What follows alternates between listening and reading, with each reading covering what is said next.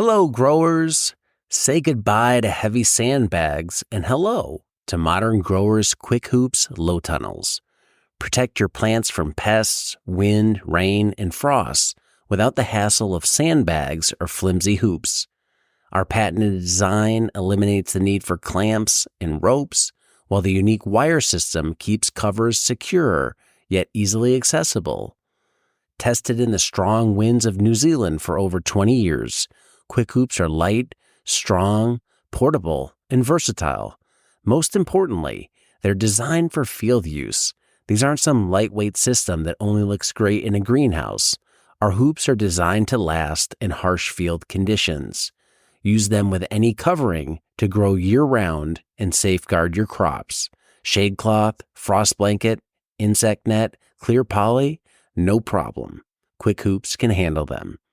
Get Quick Hoops today at shop.moderngrower.co and protect your crops for years to come.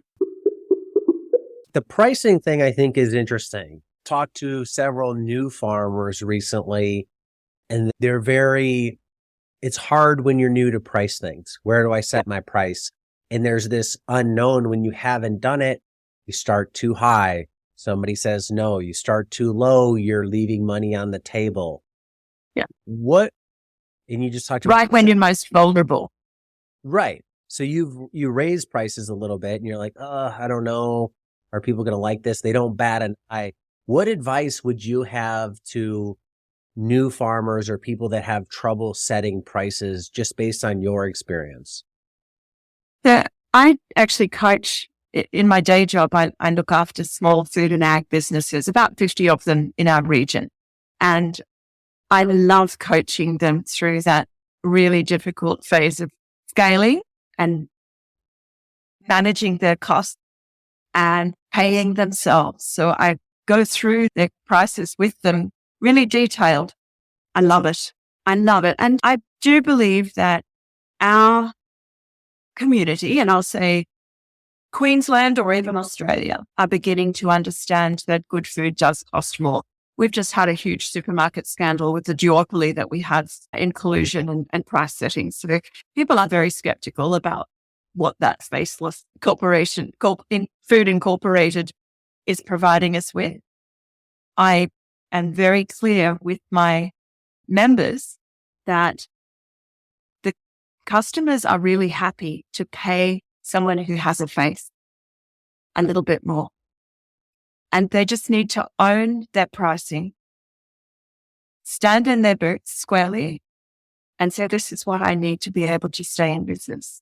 If someone asks, otherwise you just assume that that the customers accept what you've asked is fair. The last thing you want to see is people go out of business because they didn't have the confidence to ask what they needed to pay themselves a fair price. Yeah, there's a lot of wisdom.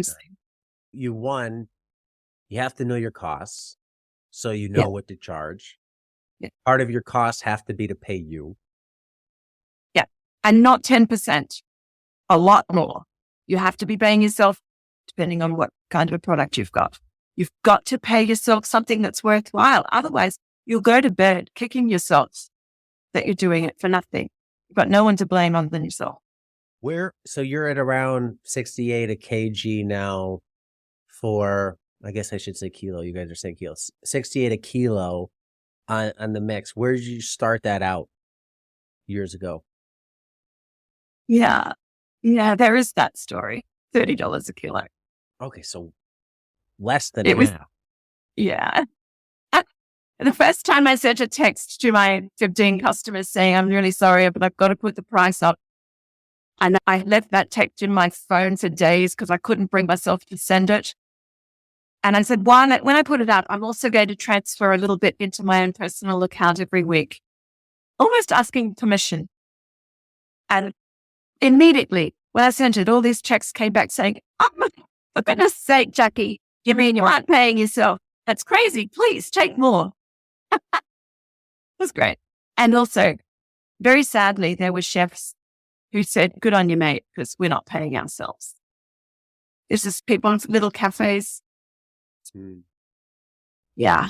I've watched enough of these business rehab shows to know like they go to make it over. And the owners often have very common things going wrong in every business, regardless of what the business is.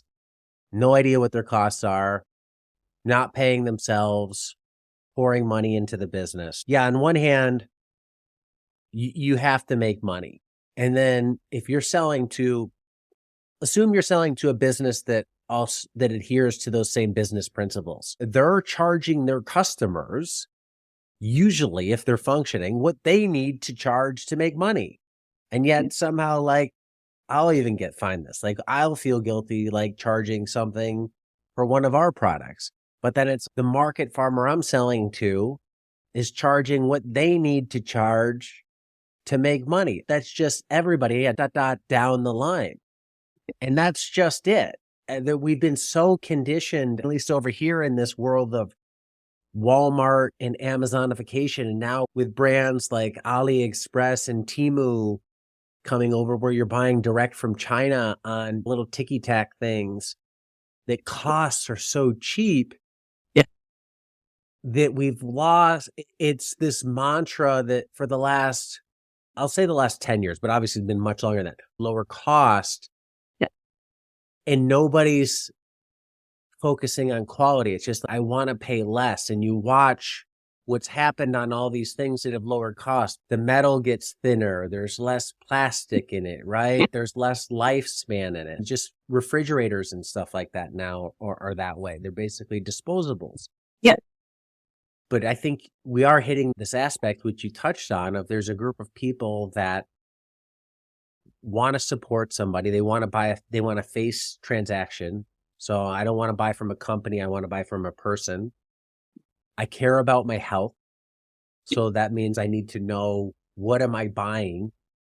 And I know if food's cheap, costs are being cut somewhere or somehow. And usually those costs aren't being cut in a way that's favorable to my health.